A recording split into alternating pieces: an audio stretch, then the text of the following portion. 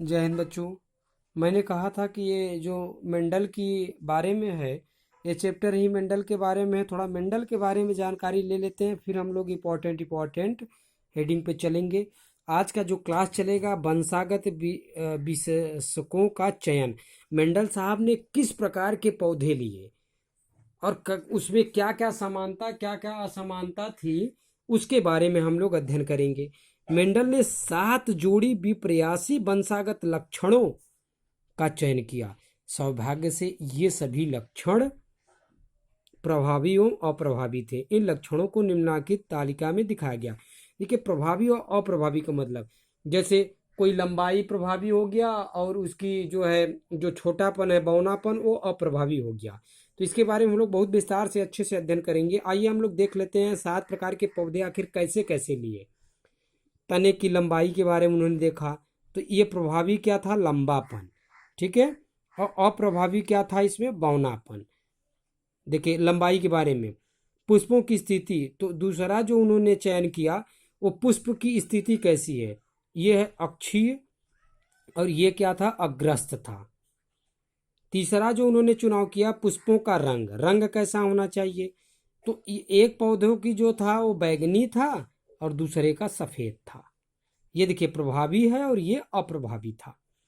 फली का रूप, फूले हुए, और ये क्या था? संकीर्णित। संकीर्णित माने पचके हुए होते हैं, चिपटे। तो ये प्रभावी था और ये अप्रभावी।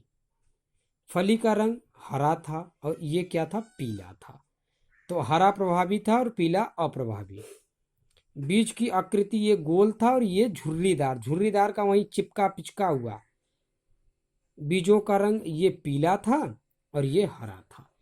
तो इस प्रकार से 7 प्रकारों का चुनाव किए। तने की लंबाई के बारे में देखा, पुष्पों की स्थिति के बारे में, पुष्पों का रंग, फली का रूप, फली का रंग, बीजों की आकृति, बीजों का रंग। इन विपरीत लक्षणों को युग्म विकल्पी या एलिलोमार्क कहते हैं।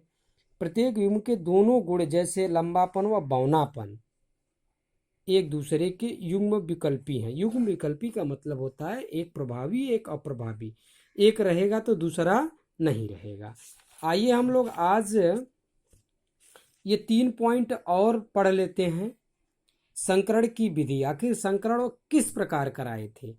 देखिए, पहला जो संकरण कराएं, स्वपरागण रोकने के लिए मादा के रूप में प्रयोग में लाए जाने वाले नाटे पौधों के पुष्पों को खोलकर उनमें पुंकेसर को हटा दिया।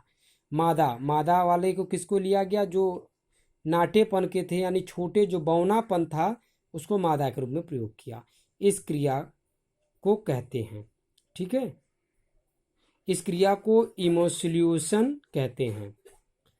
लंबे पौधों के फूलों को खोलकर इनके परागकणों को ब्रश की सहायता से पुंकेसर को हटाए गए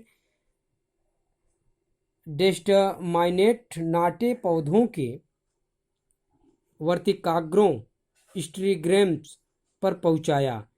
इस प्रकार नाटे पौधों में परागकण किया गया।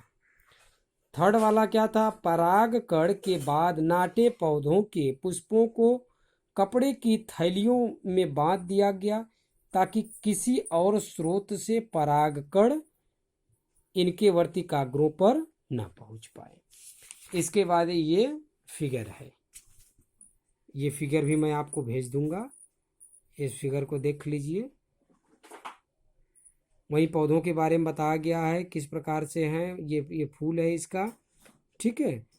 तो अब जो अगला क्लास आपका चलेगा वो एक संकरण। तो इसमें पहले सिलेबस में देख लिया जाएगा कौन कौन सा है, उसके अकॉर्डिंग पढ़ाया जाएगा। आज के लिए इतना ही, धन्यवाद।